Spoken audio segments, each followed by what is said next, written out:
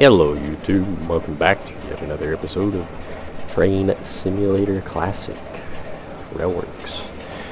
Today we have Diesel Workshops, Baldwin AS-616s.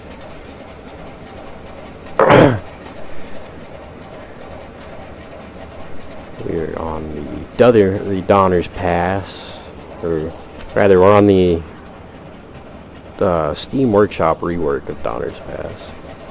We'll be taking a look at these locomotives today. Now, I do have both packs, so fair warning, these are two separate packs. To my knowledge, there's still two separate packs, but you have the Pacific bundle, as they call it, which will come with the Southern Pacific and the Union Pacific variations, and then you have the original bundle, which will come with the Sioux line and the Brazilian locomotive.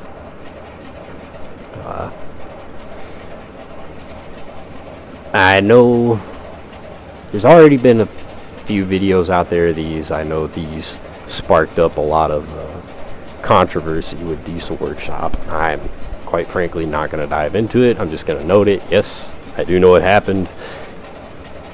It's water under the bridge. Don't give a crap. End of story. So these locomotives were yes and no popular. They weren't unsuccessful. Matter of fact, these locomotives are actually really good at what they were built to do. They were built as I believe they were built as a heavy yard switcher with a lot of low-end power. Might have been a road. I gotta find my notes here while I'm sitting here staring at it. But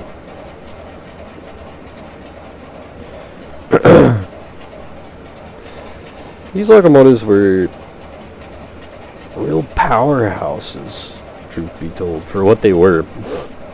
They weren't necessarily high in horsepower, but they had a lot of low-end tractive effort at slow speeds, so it made them real popular with the railroads that purchased them as yard switchers. A lot of railroads were impressed that they could hook up to one of these ridiculously long trains normally by themselves, no other locomotives in tow, and just walk away with it. So unfortunately, we didn't get the B units, so that is a sad time, but yeah, it is what it is. It would have been unique, but so I don't remember who owned the B units, but I do know probably the most prominent railroad of the lot that purchased these would be a tie between Southern Pacific and the Chesapeake and Ohio. Both railroads bought a pretty large number of them. We do have a Union Pacific model included with this lot. Union Pacific only bought, I believe, 6. And let's see. Do a little searching and working here. Southern Pacific bought 51 of them. Southern Pacific's offshoot, the Texas and New Orleans, bought 8. Pennsylvania Railroad had 12 of them. For those of you reskinners out there, big fan of the horseshoe curve, there's a prime PRR model. But, Milwaukee Road had a few. CNO, Chicago Northwestern, Duluth and South Shore, which those models went to Sioux, but yeah, a handful of major railroads bought them out, but Southern Pacific was really the big buyer of them. They were pretty impressed with their low-speed tractive effort. Now, I do know one thing that was odd about these locomotives by this point is a good many of them didn't come from the factory with DPU units in them. DPU being the controls for operating multiple diesel locomotives from the cab of one. So, you know, like over here we got our U30s paired up like this. One would not be able to do that with a great majority of these old Baldwins. They were not equipped with the equipment to do that. So it was a little bit unusual for that time period. Now I know later on a good many of them were modified to take that equipment, but from the factory I think most, if not all of them, didn't have DPU capabilities. So right off the bat, you know, they pretty much have to have a pretty significant bit of power behind them to be of much use at all. Typically Southern Pacific didn't let these leave the yards. They were, like I said, very impressed with them yard wise. I don't think they really left any of their major yards. They might have been used as road switchers for SP, but the majority of the time they spent in yards. I know a couple other railroads that used them, liked them for road switching duties, where you know, your line speed wouldn't be all that high, and that high tractive effort would be desirable.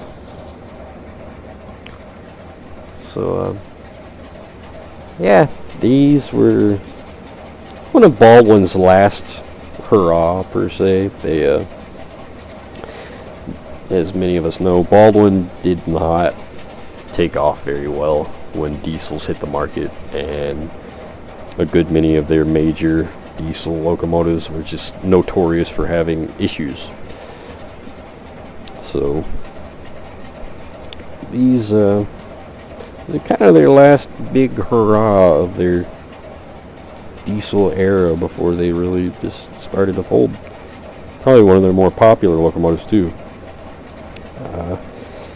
When did they be built? Baldwin built a total of 214 with 7 B units, and they were built from 1950 to about 1954. I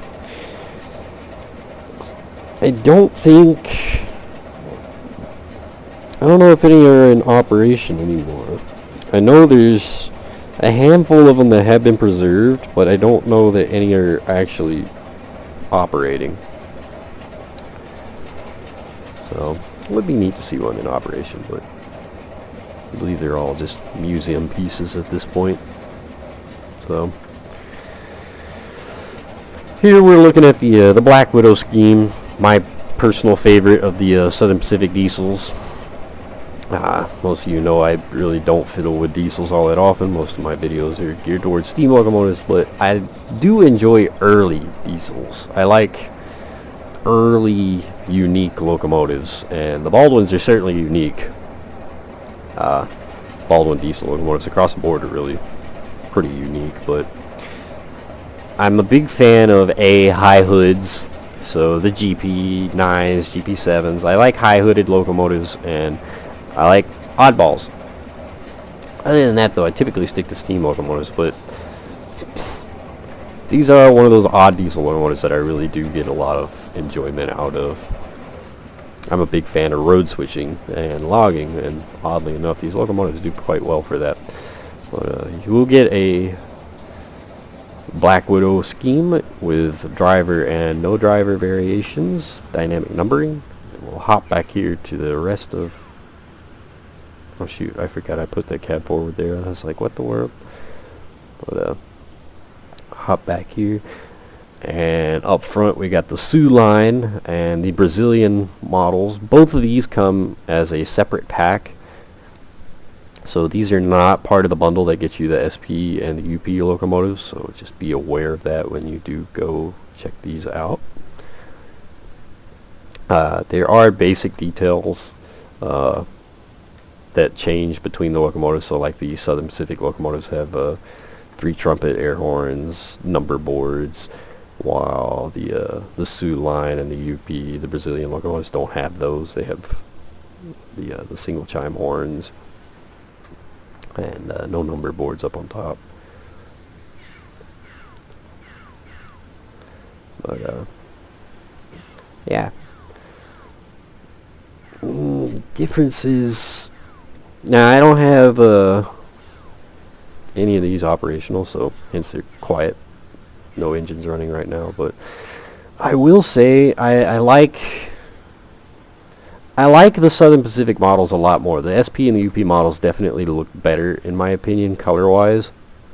I don't know if it's just the game making it look that way, but the white almost comes out as neon.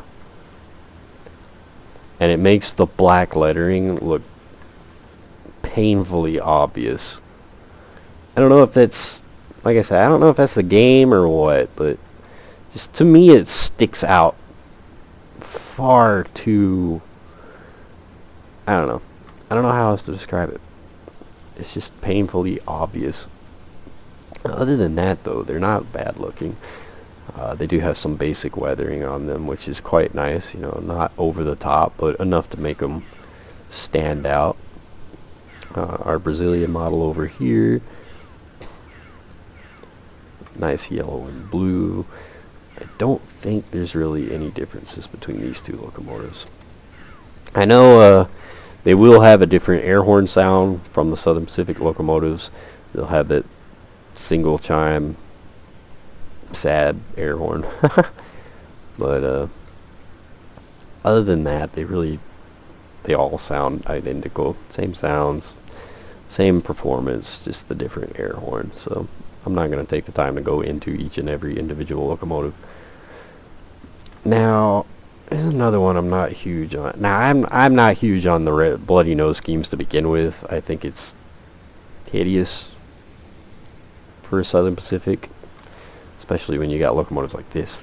They look laughably better. But I don't know what it is about this one, but it almost looks like there's supposed to be a shine to the metal, but that shine is there no matter where you turn. So I'm not sold on that. Maybe it's just supposed to look like faded gray, but I don't know. I don't like it as much, in my opinion. It doesn't look as good. And I mean, we've got some pretty pitiful SP examples for for Railworks, but my opinion, for the SP's bloody nose, this is definitely a better weathering. That's kind of the visual I get when I think of this color scheme as weathered. This it looks too much like, I don't know, that's the best way I can say it. It looks like there's supposed to be a shine. But other than that, it actually does look really good. Overall, it looks quite decent. You know, it's got some nice weathering along the bottoms of the red. I don't know why that is so painfully obvious when you back off. I got a mesh here underneath the number boards that very quickly fades out to black.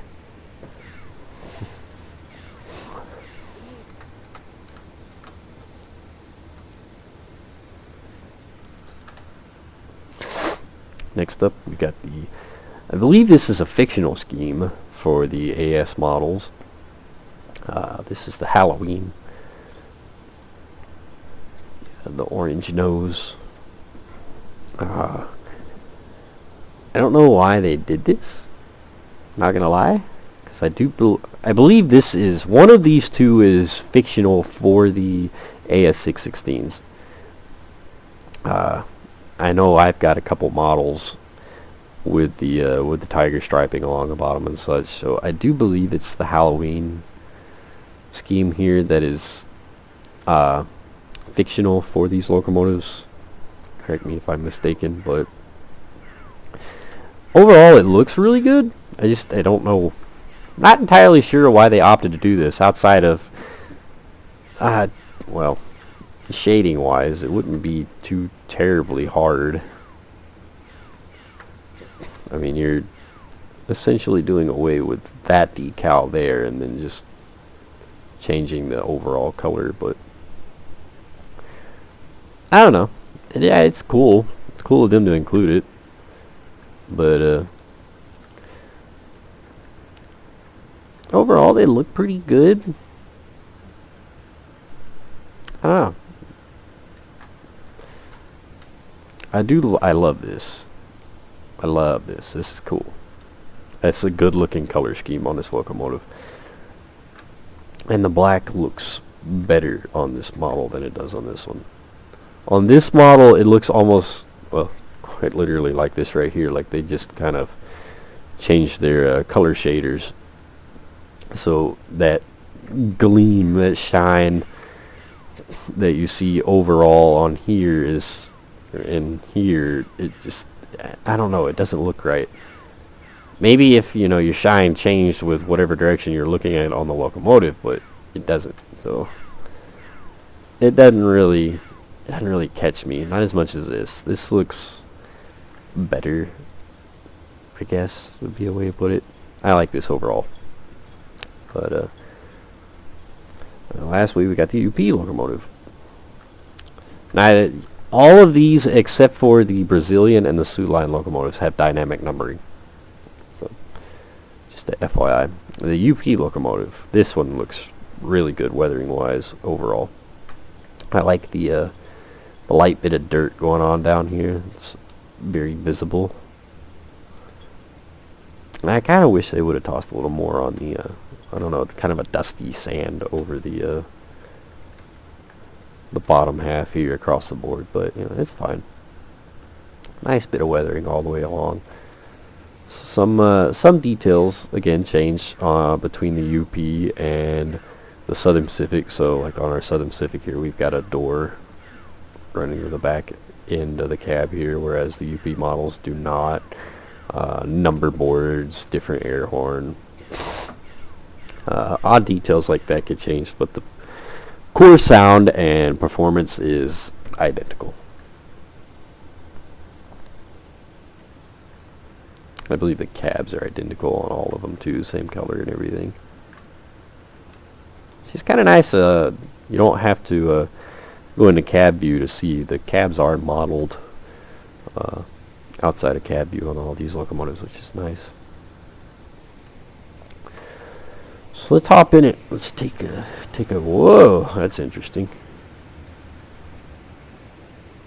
These are those box cars that come with the DTM F3 models. That's weird.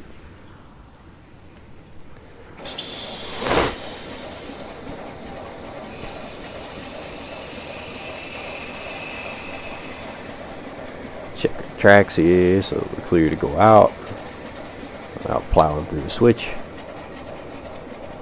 Now right off the bat, I love how these things sound. So these are not the first Baldwin locomotives that we have gotten for Railworks, but these are easily the best sounding Baldwins. Now, not to mention names, but there are a couple other developers that were, namely one, but they have done Baldwin diesel locomotives. And yeah, they all sound identical. They all use the exact same sound files, and they don't sound right for Baldwin. So these things sound outstanding. Matter of fact, that chugging sound is something those U30s should have. Not identical, but you can faintly hear it on these U30s, but we're not focusing on those. My rabbit trail's going off. That nice chugging idle is awesome. These things, they have a really, really low idle rate. I believe it's I don't know. Let me look. Let's dig up our notepad here. RPMs, toodaloo, are somewhere in my notes. I think the max RPMs is 625. 625 RPM. Which is rotations per minute. But, yeah, these things have a low idle. They sound very much like an old tractor. They chug, which is awesome. I love it. It's proper. And it's noticeable. Now, these things would be smoky. These little puffs of smoke are kind of, I don't know. They don't really do it for me. Puff, puff, puff. It's like a steam locomotive sitting here. It's kind of idling. It should definitely be, I don't know, that blatantly obvious, but it should definitely be more uniform. The little puffs here and there, just kind of, I'm not really sold on it. Very interactive cab. What do we got here? We got our engine start and shut down. Well, engine start, the actual engine stop button we don't get to press, but oh well. So the engine start button is the only one we get to piddle with up on this panel. Let's see, this is our throttle, reverse lever, train brake, locomotive brake, sander, air horn. I kind of got a kick out of this. This is an odd spot for the horn lever. I definitely expected more, maybe a rope cord or something. It's definitely a weird spot, but hey, Baldwin. We got wipers, cab lights, gauge lights, number boards, front and rear, and class lights front and rear, and then our headlight switches.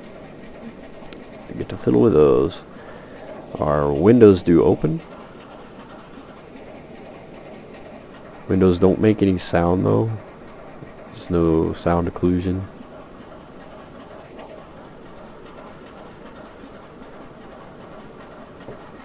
Sad times there, but oh well. Doors do open. They do make a sound, but it's kind of, it's alright. It's not great. Now, I will give you fair warning. I have discovered this. If you are running, say, on Donner's Pass, you know this is a ridiculously long route, and for those of us with a life, sitting still that long is rare and few and far between. So you probably save.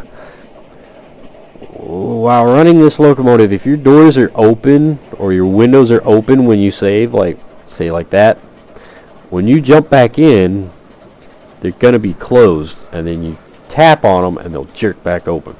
And then when you try to close them, it'll get right about pop there, and then it'll jerk right back open. I don't know what that is, but just my warning. It does do that if you try to save. Now, Machine Rail, I know, or Diesel Workshop, used to be Machine Rail when they were combined together, but I know they did note a while back that sometimes their locomotives will have issues with saving. Some things will be a little wonky, but yeah, I don't know. It do be what it do be. So let's listen to that horn.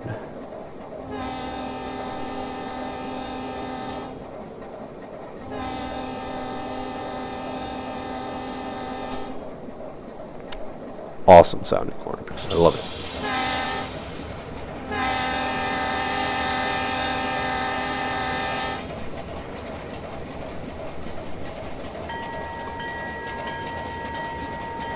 Pretty decent sounding bell.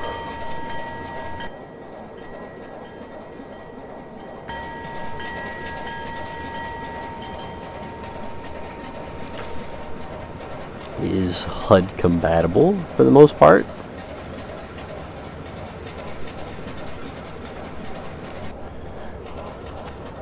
Let's see, what else can we fiddle with? Lighting. So, just take note.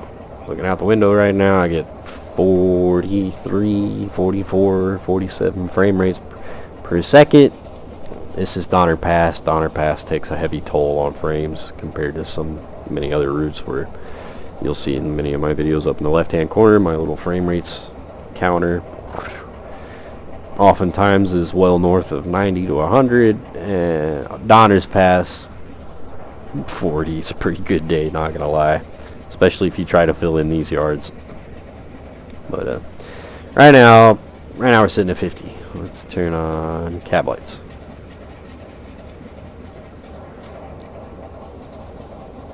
Not a heavy toll. Drops down to about 40. Yeah, sits around 41, 40.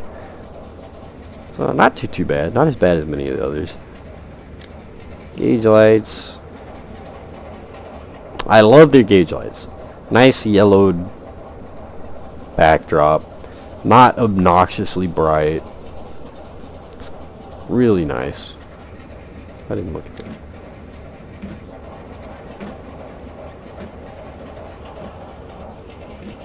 I'm sure that would get annoying to some people, but the wipers do sound quite nice. I love their lighting. Their lighting effects are laughably better than what we see coming from DTM or DTG. The stuff that Dovetail loves to endorse is ugh. All too often their lighting is pitiful. Number lights, front and rear. Those are not going to be painfully noticeable since it is the middle of the day, but they are there. They look pretty decent. There's some bleed through. You can see around the edges here, which is not too terribly noticeable, but it's definitely there. But again, the nice yellowed hue, and you can kind of see it looks like a bulb back behind there instead of a LED neon white board. So there's our number boards. Let's see. Class lights, front, rear. Red on the rear, red on the front. Yeah, U changes the color. Red, green, white.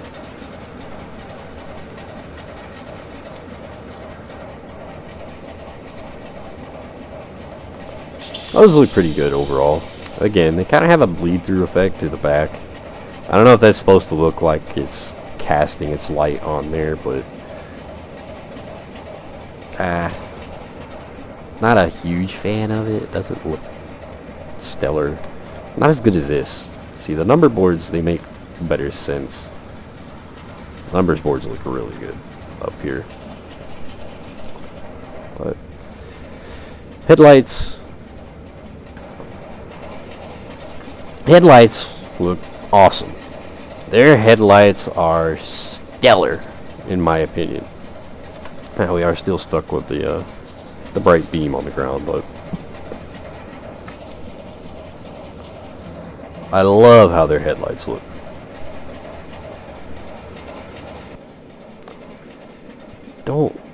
Yeah, you don't really get to pick dim or not so dim.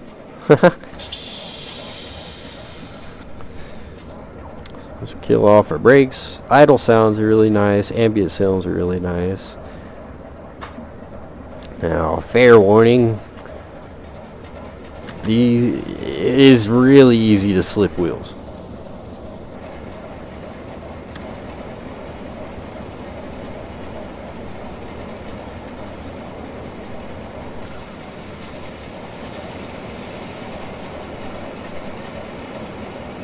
Again, the puffing smoke, I don't like it. It looks good, like the overall smoke looks good. It's the puffing.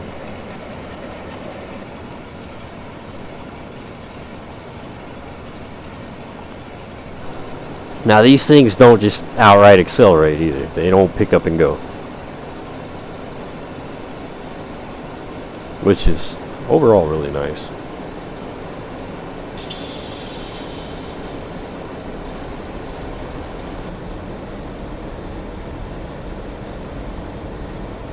There's that wheel slip.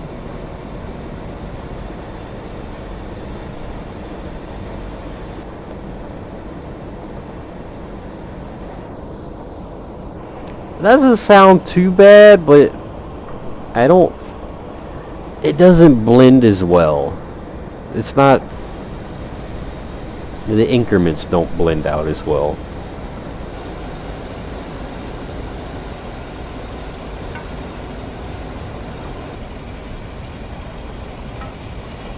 Yeah, the audio files when they change are... Yeah, they don't blend. It's just kind of an... Like they recorded the sounds at those RPMs. And so, as you open your throttle up, once the RPM hits that point in that throttle, then the sound file changes over. It doesn't really blend up or down, so I'm not a huge fan of that. It does sound good. As it sits, it does sound really nice. It's not blended as well as it could be or should be.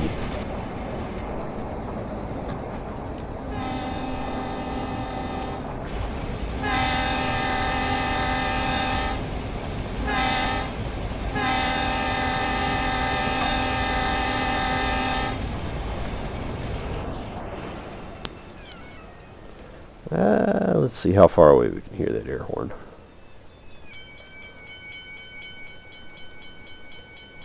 Nope, can't hear it back here.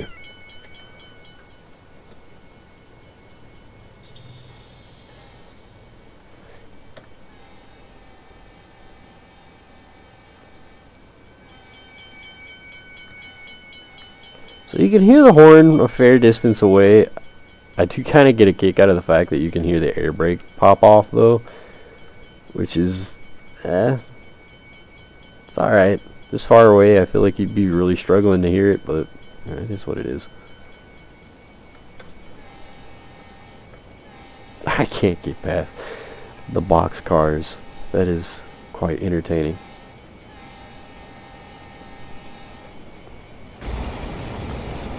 Now, like past the first few notches on your throttle, the smoke actually blends out quite nice, and these old Baldwins are very much smoky.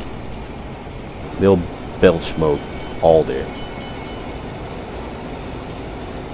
You hear between the notches there in our throttle, you just hear that immediate change, click click. So it's, yeah, definitely could have been blended better.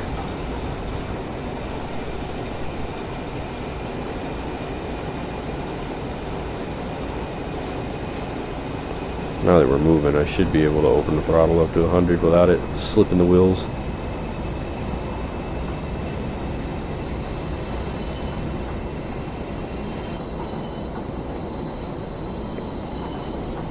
Now I believe speed-wise, these top out at about 55, 60, somewhere around there. So you can use these over the road, like I'm doing right now. I love to use these as a road switcher. And just overall as a road locomotive, I like to toss a couple passenger cars behind them, but overall they're a nice locomotive. But the sound volume I feel like could have been turned up. The base engine volume could have been increased. That loud squealing. We're only doing 40 and this curve's got a 70-mile-an-hour limit. Look at how much we got a lean going on here.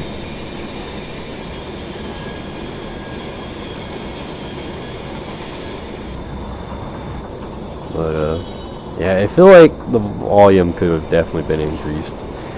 Also, our speedometer is way off. Way off. So according to our HUD we're doing 40. According to our speedometer we're doing a little over 30. 31s. Our speedometer is about 10 mile an hour off. That could stand to be changed.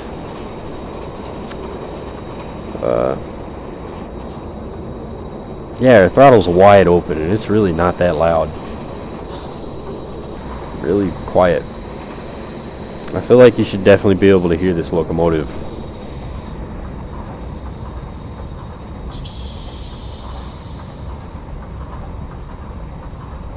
So yeah, Definitely not their best product that they've done.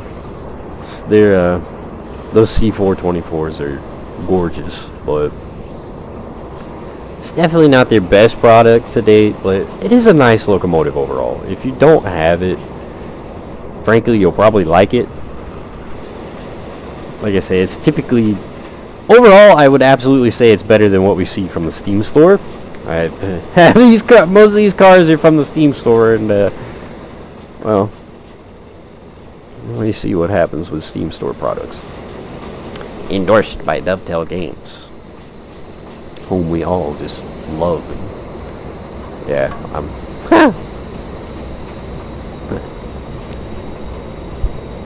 Yeah, overall, these are really nice locomotives. Really nice locomotives overall. I do recommend them. Overall, they're quite nice. I would honestly say, and probably a 7 out of 10. I recommend them. It's mostly the paint scheme on those other locomotives. On those two Southern Pacific, on the two SP models, I can't. I don't know. I feel like their paint looks a lot better on the Black Widow and the UP, the Tiger Stripe. Even the Brazilian model, it looks a lot better on those models than it does the Bloody Nose and the Halloween. And then the sounds. The sounds are my biggest complaint here. As you guys know, I nitpick sounds a lot. I absolutely despise when some developers reuse the same sounds over and over and over and over and over. Good on Diesel Workshop for getting better sounds for these locomotives. As I said, I'm not going to dive off into the mess that happened with them over their sounds, but their sound files themselves are great. It's the blending and the volume. It needs work. The sound files are not blended very well, in my opinion. It's painfully obvious hearing the change in RPM.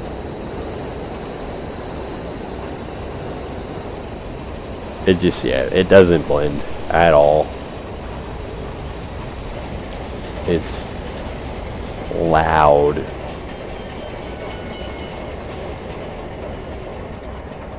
Yeah, it doesn't blend. It's they need to do work on this sound blending for these models, and then the smoke, the little puffing smoke. I don't know. It reminds me of an old Poppin' Johnny tractor. You really shouldn't do that. They're gonna smoke even while idling, yes, but it shouldn't be that noticeable. But the sounds are really my biggest complaint here. The horn sounds great. The bell sounds great. Even the bass audio files sound great. It's just the blending that I have an issue with. The blending is pretty poor.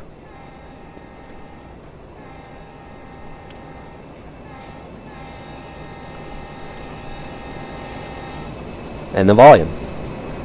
The volume, it could stand to be increased overall. The air pressure, hissing and such is not too bad, but it's very overpowering over the sound of the engine itself.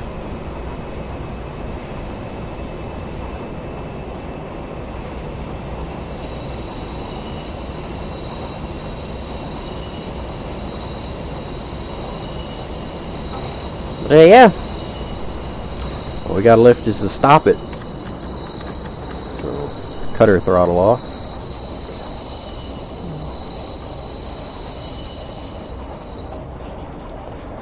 And start braking.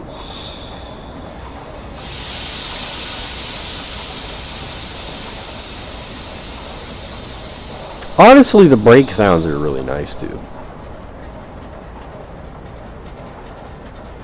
No sound for the engine brake, just the train brake.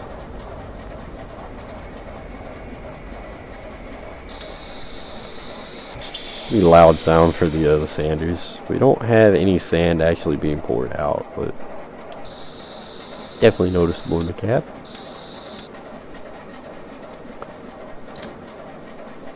But air brake sounds are pretty nice. So we start to roll backwards.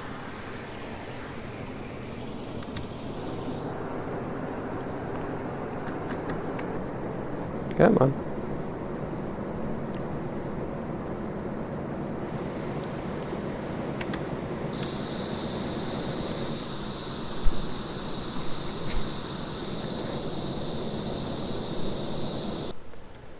Yeah, overall, really nice locomotive. I do recommend taking them out. That's just my biggest nitpick are the sounds, as is pretty typical. In my opinion, sounds can make or break a model, and the sounds on this locomotive they don't really break it per se, but they need work.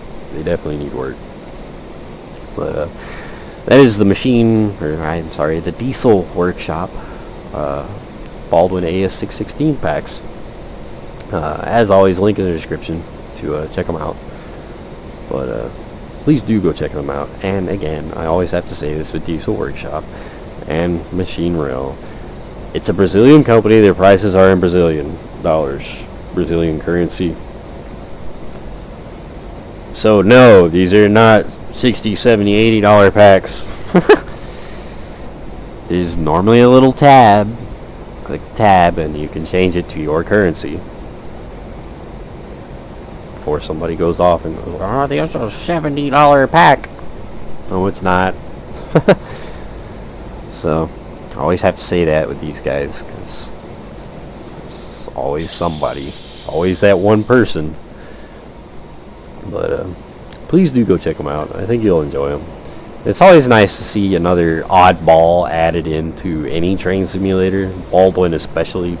Baldwin diesel locomotives are typically overlooked outside of the more well-known, like the centipedes. The centipedes everybody knows, everybody's seen. They've been modeled in train simulators and in actual physical form. But the more off-the-wall ones, like the AS's, the AS series, haven't really been touched. A lot of their in-cab switchers, granted they're ridiculously rare, but their in-cab switches are pretty untouched. But I do recommend going and checking it out, especially if you like the Southern Pacific routes, like the Donner Pass, the Mount Shasta. I love this locomotive on the Shasta line. This does really good. It struggles a little bit on Donner Pass due to the changes in the changes in grade, as we see back there. I mean, I want wide open throttle with the Sanders. We don't pick up, but that is the whole point in this locomotive. These lots of low end pulling power. Once you get up to speed, their pulling power pretty much goes out the window. But nice locomotive. Do recommend them. Go check them out. And I will see you guys next time.